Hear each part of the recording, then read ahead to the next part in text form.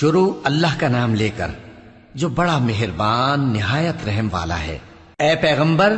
اللہ سے ڈرتے رہنا اور کافروں اور منافقوں کا کہا نہ ماننا۔ بے شک اللہ جاننے والا ہے، حکمت والا ہے۔ اور جو کتاب تم کو تمہارے پروردگار کی طرف سے وحی کی جاتی ہے اسی کی پیروی کیے جانا۔ بے شک اللہ تمہارے سب اعمال سے خبردار ہے۔ اور اللہ پر بھروسہ رکھنا اور اللہ ہی کارساز کافی ہے۔ اللہ نے کسی آدمی کے پہلو میں دو دل نہیں بنائے، اور نہ تمہاری بیویوں کو جن کو تم ماں کہہ بیٹھتے ہو تمہاری ماں بنایا، اور نہ تمہارے لے پالکوں کو تمہارے بیٹے بنایا۔ یہ سب تمہارے منہ کی باتیں ہیں، اور اللہ تو سچی بات فرماتا ہے اور وہی سیدھا رستہ دکھاتا ہے۔ مومنو، منہ بولے بیٹوں کو ان کے باپوں کے نام سے پکارا کرو کہ اللہ کے نزدیک یہی بات درست ہے۔ اگر تم کو ان کے باپوں کے نام معلوم نہ ہو تو دین میں وہ تمہارے بھائی اور دوست ہیں، اور جو بات غلطی سے ہو گئی ہو اس کا تم پر کچھ گناہ نہیں، لیکن جو قصد دلی سے کرو اس پر معاوضہ ہے، اور اللہ بخشنے والا ہے، مہربان ہے۔ پیغمبر مومنوں پر ان کی جانوں سے بھی زیادہ حق رکھتے ہیں، اور پیغمبر کی بیویاں لوگوں کی مائیں ہیں، اور رشتہ دار آپس میں کتاب اللہ کی روح سے مسلمانوں اور مہاجروں کے مقابلے میں ایک دوسرے کے ترکے کے زیادہ حقدار ہیں، مگر یہ کہ تم اپنے دوستوں کے ساتھ احسان کرنا چاہو۔ یہ حکم کتاب یعنی قرآن میں لکھ دیا گیا ہے۔ اور جب ہم نے پیغمبروں سے ان کا عہد لیا، اور تم سے اور نوح سے اور ابراہیم سے اور موسیٰ سے اور مریم کے بیٹے عیسیٰ سے، اور ہم نے عہد بھی ان سے پکا لیا تاکہ سچ کہنے والوں سے ان کی سچائی کے بارے میں اللہ دریافت کرے، اور اس نے کافروں کے لیے دکھ دینے والا عذاب تیار کر رکھا ہے۔ مومنو، اللہ کی اس مہربانی کو یاد کرو جو اس نے تم پر اس وقت کی جب فوجیں تم پر حملہ کرنے کو آئیں تو ہم نے ان پر آندھی چھوڑ دی اور ایسے لشکر نازل کیے جن کو تم دیکھ نہیں سکتے تھے، اور جو کام تم کرتے ہو اللہ ان کو دیکھ رہا ہے۔ جب وہ لوگ تمہارے اوپر اور نیچے کی طرف سے تم پر چڑھ آئے، اور جب تمہاری آنکھیں پھر گئیں اور دل مارے دہشت کے گلوں تک پہنچ گئے، اور تم اللہ کی نسبت طرح طرح کے گمان کرنے لگے، اس موقع پر مومن آزمائے گئے اور سختی سے ہلا ہلا دیے گئے۔ اور جب منافق اور وہ لوگ جن کے دلوں میں بیماری تھی کہنے لگے کہ اللہ اور اس کے رسول نے تو ہم سے محض دھوکے کا وعدہ کیا تھا، اور جب ان میں سے ایک جماعت کہتی تھی کہ اے اہل یثرب، یہاں تمہارے ٹھہرنے کا مقام نہیں تو لوٹ چلو، اور ایک گروہ ان میں سے پیغمبر سے اجازت مانگنے اور کہنے لگا کہ ہمارے گھر کھلے پڑے ہیں، حالانکہ وہ کھلے نہیں تھے، وہ تو صرف بھاگنا چاہتے تھے۔ اور اگر فوجیں اطراف مدینہ سے ان پر آ داخل ہوں پھر ان سے خانہ جنگی کے لیے کہا جائے تو فوراً کرنے لگیں، اور اس کے لیے بہت کم توقف کریں، حالانکہ پہلے اللہ سے اقرار کر چکے تھے کہ پیٹھ نہیں پھیریں گے، اور اللہ سے جو اقرار کیا جاتا ہے اس کی ضرور پرسش ہو۔ کہہ دو کہ اگر تم مرنے یا مارے جانے سے بھاگتے ہو تو بھاگنا تم کو فائدہ نہیں دے گا، اور اس صورت میں تم بہت ہی کم فائدہ اٹھاؤ گے۔ کہہ دو کہ اگر اللہ تمہارے ساتھ برائی کا ارادہ کرے تو کون تم کو اس سے بچا سکتا ہے، یا اگر تم پر مہربانی کرنا چاہے تو کون اس کو ہٹا سکتا ہے۔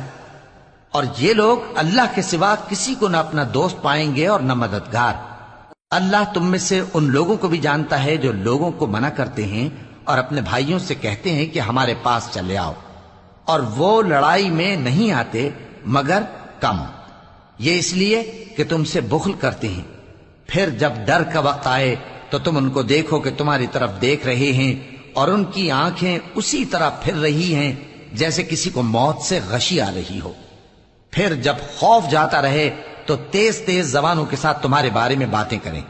اور مال میں بخل کریں۔ یہ لوگ حقیقت میں ایمان لائے ہی نہ تھے،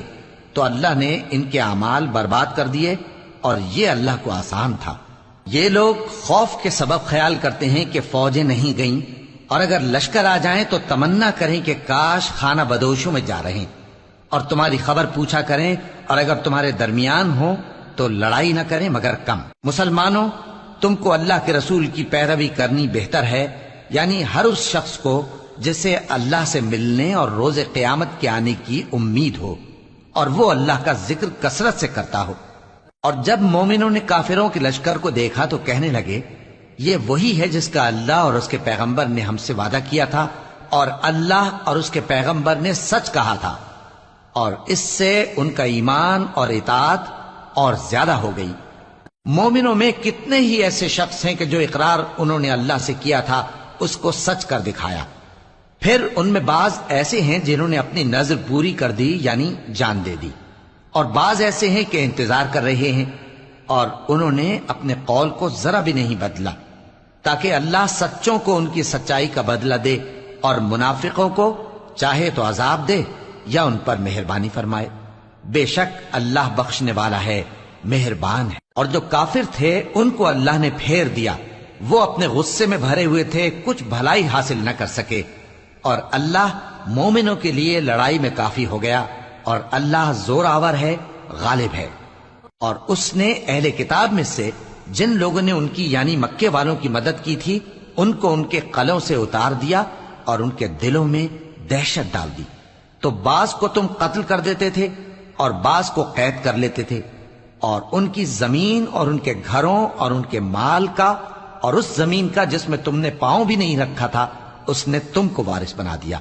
اور اللہ ہر چیز پر قدرت رکھتا ہے۔ اے پیغمبر، اپنی بیویوں سے کہہ دو کہ اگر تم دنیا کی زندگی اور اس کی زینت و آرائش چاہتی ہو تو آؤ میں تمہیں کچھ مال دوں اور اچھی طرح سے رخصت کر دوں، اور اگر تم اللہ اور اس کے پیغمبر اور عاقبت کے گھر یعنی بہشت کی طلبگار ہو تو تم میں جو نیکوکار ہیں ان کے لیے اللہ نے اجر عظیم تیار کر رکھا ہے۔ اے پیغمبر کی بیویوں، تم میں سے جو کوئی کھلی ناشائستہ حرکت کرے گی اس کو دونی سزا دی جائے گی، اور یہ بات اللہ کو آسان ہے۔ اور جو تم میں سے اللہ اور اس کے رسول کی فرما بردار رہے گی اور عمل نیک کرے گی اس کو ہم دونا ثواب دیں گے، اور اس کے لیے ہم نے عزت کی روزی تیار کر رکھی ہے۔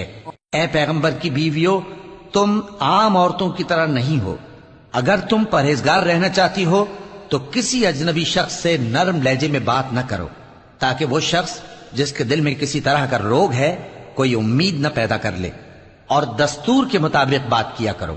اور اپنے گھروں میں ٹھہری رہو، اور جس طرح پہلے جاہلیت کے دنوں میں زیب و زینت کی نمائش کی جاتی تھی اس طرح اظہار زینت نہ کرو، اور نماز پڑھتی رہو اور زکوٰۃ دیتی رہو، اور اللہ اور اس کے رسول کی فرما برداری کرتی رہو۔ اے پیغمبر کی گھر والیوں، اللہ چاہتا ہے کہ تم سے ہر طرح کی ناپاکی دور کر دے اور تمہیں بالکل پاک صاف کر دے، اور تمہارے گھروں میں جو اللہ کی آیتیں پڑھی جاتی ہیں اور حکمت کی باتیں سنائی جاتی ہیں ان کو یاد رکھو،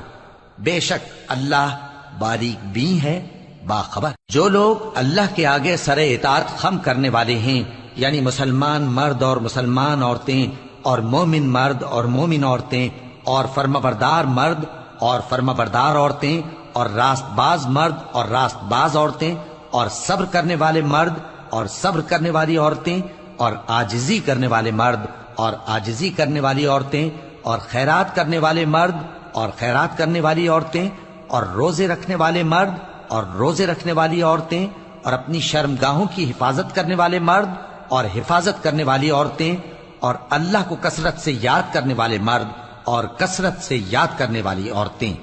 کچھ شک نہیں کہ ان کے لیے اللہ نے بخشش اور اجر عظیم تیار کر رکھا ہے۔ اور کسی مومن مرد اور مومن عورت کو حق نہیں ہے کہ جب اللہ اور اس کا رسول کوئی بات طے کر دیں تو وہ اس کام میں اپنا بھی کچھ اختیار سمجھیں، اور جو کوئی اللہ اور اس کے رسول کی نافرمانی کرے وہ بالکل گمراہ ہو گیا۔ اور جب تم اس شخص سے جس پر اللہ نے احسان کیا تھا اور تم نے بھی احسان کیا تھا یہ کہتے تھے کہ اپنی بیوی کو اپنے پاس رہنے دے اور اللہ سے ڈر، اور تم اپنے دل میں وہ بات چھپا رہے تھے جس کو اللہ ظاہر کرنے والا تھا، اور تم لوگوں سے ڈرتے تھے، حالانکہ اللہ ہی اس کا زیادہ مستحق ہے کہ اس سے ڈرو۔ پھر جب زید نے اس سے تعلق ختم کر لیا یعنی اس کو طلاق دے دی تو ہم نے اسے تمہاری زوجیت میں دے دیا تاکہ مومنوں پر ان کے منہ بولے بیٹوں کی بیویوں کے ساتھ نکاح کرنے کے بارے میں جب وہ بیٹے ان سے اپنا تعلق ختم کر لیں یعنی طلاق دے دیں کچھ تنگی نہ رہے، اور اللہ کا حکم واقع ہو کر رہنے والا تھا۔ پیغمبر پر اس کام میں کچھ تنگی نہیں جو اللہ نے ان کے لیے مقرر کر دیا،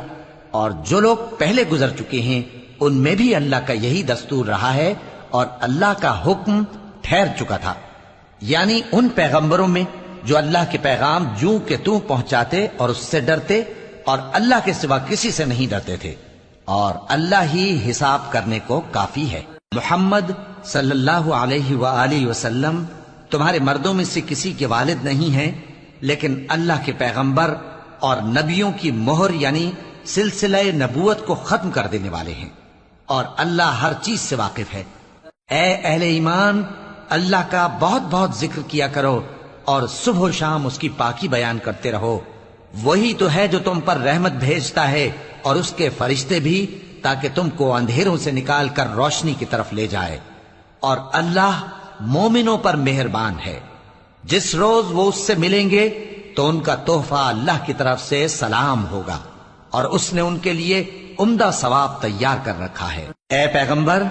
ہم نے تم کو گواہی دینے والا اور خوشخبری سنانے والا اور خبردار کرنے والا بنا کر بھیجا ہے، اور اللہ کی طرف اسی کے حکم سے بلانے والا اور چراغ روشن۔ اور مومنوں کو خوشخبری سنا دو کہ ان کے لیے اللہ کی طرف سے بڑا فضل ہے، اور کافروں اور منافقوں کا کہا نہ ماننا اور نہ ان کے تکلیف دینے پر نظر کرنا، اور اللہ پر بھروسہ رکھنا، اور اللہ ہی کارساز کافی ہے۔ مومنوں، جب تم مومن عورتوں سے نکاح کر کے ان کو ہاتھ لگانے یعنی ان کے پاس جانے سے پہلے طلاق دے دو تو تم کو کچھ حق نہیں کہ ان سے عدت پوری کراؤ، بس ان کو کچھ فائدہ یعنی خرچ دے دو اور ان کو اچھی طرح سے رخصت کر دو۔ اے پیغمبر صلی اللہ علیہ وآلہ وسلم، ہم نے تمہارے لیے تمہاری بیویاں جن کو تم نے ان کے مہر دے دیے ہیں حلال کر دی ہیں، اور تمہاری باندیاں جو اللہ نے تم کو کفار سے بطور مال غنیمت دلوائی ہیں، اور تمہارے چچا کی بیٹیاں اور تمہاری پھوپھیوں کی بیٹیاں اور تمہارے ماموں کی بیٹیاں اور تمہاری خالاؤں کی بیٹیاں جو تمہارے ساتھ وطن چھوڑ کر آئی ہیں، سب حلال ہیں۔ اور کوئی مومن عورت اگر اپنے آپ کو پیغمبر صلی اللہ علیہ وآلہ وسلم کے حوالے کر دے یعنی مہر کے بغیر نکاح میں آنا چاہے، بشرطے کہ پیغمبر صلی اللہ علیہ وآلہ وسلم بھی اس سے نکاح کرنا چاہیں، وہ بھی حلال ہے۔ لیکن یہ اجازت اے نبی صلی اللہ علیہ وآلہ وسلم خاص تم ہی کو ہے، سب مسلمانوں کا نہیں۔ ہم نے ان کی بیویوں اور باندیوں کے بارے میں جو مہر واجب الادا مقرر کر دیا ہے ہم کو معلوم ہے، یہ اس لیے کیا گیا ہے کہ تم پر کسی طرح کی تنگی نہ رہے، اور اللہ بخشنے والا ہے، مہربان ہے۔ اے پیغمبر صلی اللہ علیہ وآلہ وسلم، تم کو یہ بھی اختیار ہے کہ جس بیوی کو چاہو پیچھے رکھو اور جسے چاہو اپنے پاس رکھو، اور جس کو تم نے پیچھے کر دیا ہو اگر اس کو پھر اپنے پاس طلب کر لو تو تم پر کچھ گناہ نہیں۔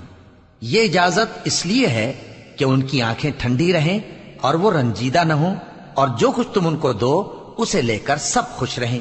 اور جو کچھ تمہارے دلوں میں ہے اللہ اسے جانتا ہے، اور اللہ جاننے والا ہے، بردبار ہے۔ اے پیغمبر صلی اللہ علیہ وآلہ وسلم، ان کے سوا اور عورتیں تم کو جائز نہیں، اور نہ یہ کہ ان بیویوں کو چھوڑ کر اور بیویاں کر لو، خواہ ان کا حسن تم کو کیسا ہی اچھا لگے، مگر وہ جو تمہارے ہاتھ کا مال ہے یعنی باندیوں کے بارے میں تم کو اختیار ہے، اور اللہ ہر چیز پر نگاہ رکھتا ہے۔ مومنو، پیغمبر صلی اللہ علیہ وآلہ وسلم کے گھروں میں نہ جایا کرو مگر اس صورت میں کہ تم کو اجازت دی جائے یعنی کھانے کے لیے بلایا جائے جبکہ اس کے پکنے کا انتظار بھی نہ کرنا پڑے،